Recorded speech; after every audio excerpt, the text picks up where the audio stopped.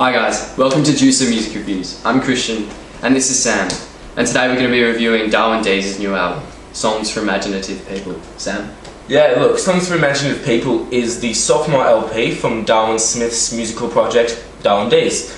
His previous LP generated a significant amount of buzz around the internet and blogosphere, known for its take on experimental, garage, indie rock, and it yielded some pretty cool singles. I'm thinking songs like You're a Radar Detector and Up in the Clouds, and these were all glossed over by some pretty neat and nifty production featuring lo-fi guitars, chirpy electronic beats, and some catchy tour-like melodies that radiated a real carefree, light-hearted sound. But I think the thing that struck me the most when I first listened to Darwin was just his strong musical presence and personality that was displayed both through his instrumentation and his lyricism.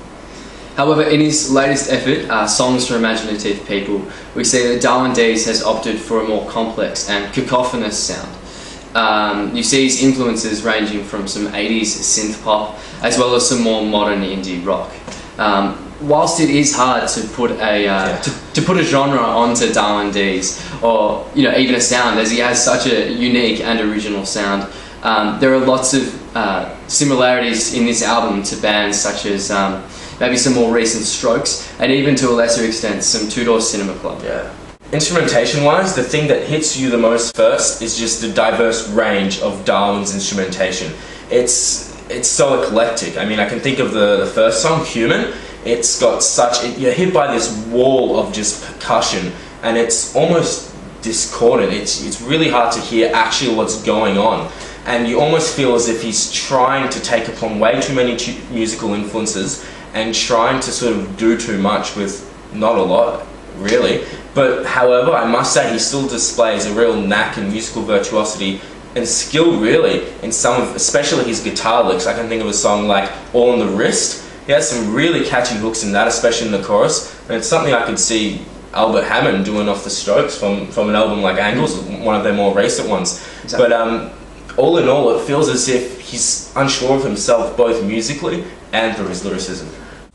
One of the main positive aspects of this album that I really found was the lyrics. Lyrically, I think Darwin Deez has successfully been able to it's been something that he's been able to bring from his debut album pretty successfully into Songs for Imaginative People.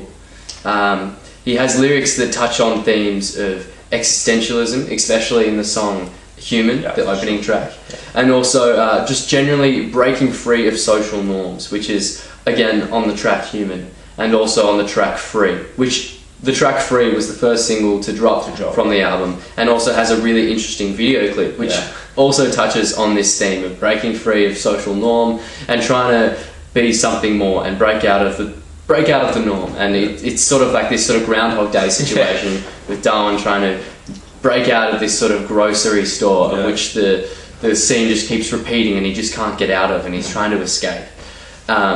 So basically he's really able to, he has a really zany and original style of lyrics, and it's just a really refreshing to listen to. I've just really enjoyed listening to what this guy has to say, and he says a lot of stuff in a really interesting manner. However, one negative aspect was that when he's not on such philosophical themes as just mentioned, he tends to overdo it a bit with constant reference to lost love, and I found that whilst this is a nice sentiment, the repetition of this theme is just ridiculous and almost overkilled, overdone, and it becomes just really annoying to listen to. As far as production is concerned, the first single notice is how overdone it is. And I feel as if the message or the sentiment of his music is lost, especially when you compare it to that first album, where it's one of the most prominent things that you'll hear is how rough around the edges the recording is. And I think that helps Darwin's music a whole lot. And that's lost definitely on this album, and it's gone down.